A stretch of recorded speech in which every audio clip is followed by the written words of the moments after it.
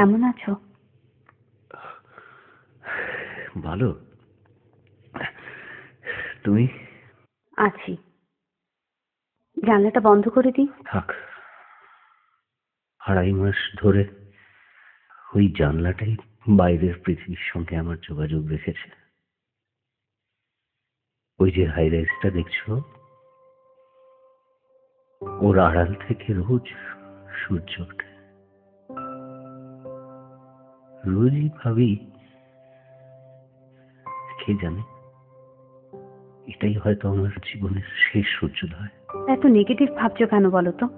Doctor তো বললেন। ওই প্রসঙ্গ বাদ দাও। খুব মোটা হয়ে গেছো তুমি। থাইরয়েড।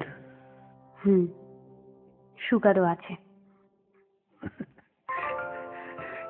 তো তুমি বরাবরই মিষ্টি ছিলে, বয়সের সঙ্গে সঙ্গে মিষ্টত্ব আরো বাড়ছে।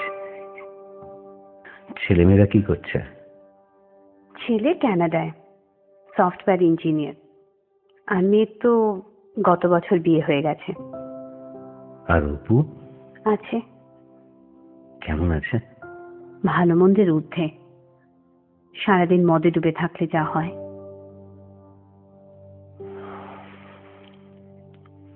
অথচ এই অপুই একদিন ড্রিঙ্ক করাকে হেট করতো।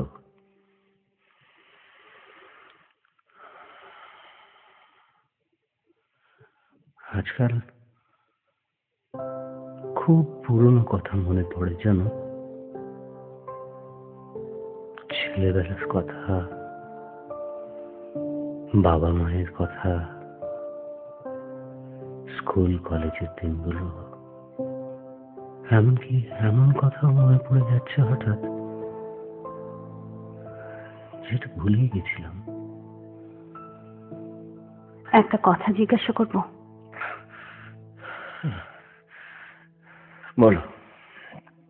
বিয়ে করলে না কেন?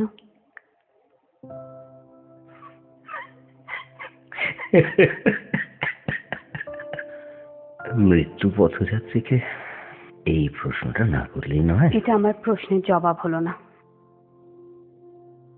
আরে ধুর, আমার মতো বোহেমিয়ানকে কে বিয়ে করবে বলো তো? পরে যখন সেটেল করলে তখন তো করতে পারতে। না। মানে? ইচ্ছে হলো না। হয়তো তেমন কাউকে আর দিলাম না। তেমন কাউকে মানে? ছিল এক রাজকন্যা, কিন্তু কিন্তু কোনোদিনও তাকে মনের কথাটা বলেই উঠতে পারলাম না। আমি তাকে চিনি।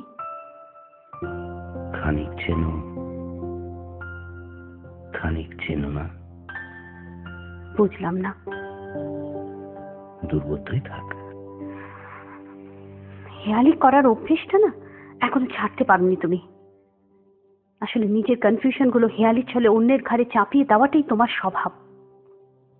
আজও সেটাই করছো। তুমি উত্তেজিত হয়ে পড়ছো। আমি ঠিক আছি।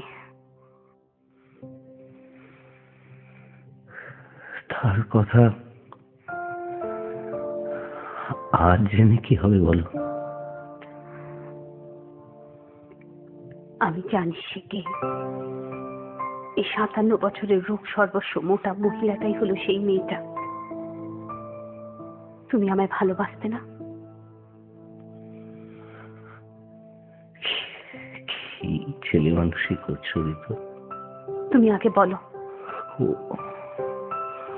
অপু তোমাকে অনেক বেশি ভালোবাসে। ভালোবাসলে যে 50টা মহিলার সাথে সম্পর্ক রাখে না, বুঝলে? বিয়ের পর থেকে যন্ত্রণা ছাড়া আর কিচ্ছু দেয়নি ও আমাকে। রাতের পর রাত আমি জেগে কাটিয়েছি, আজও কাটাই। তুমি জানো অপুর এক দূর সম্পর্কে দিদি আছে, যার ছেলের বাবা। ঋতু,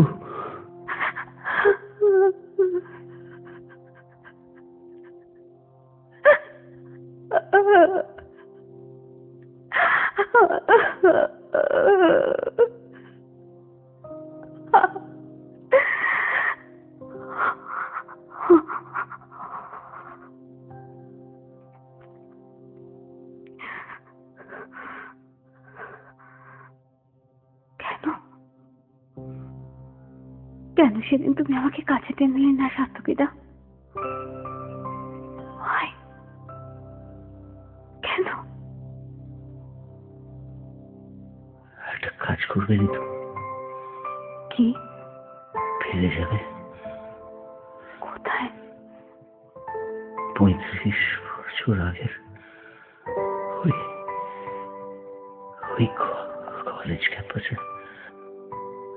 চলো না প্লিজ।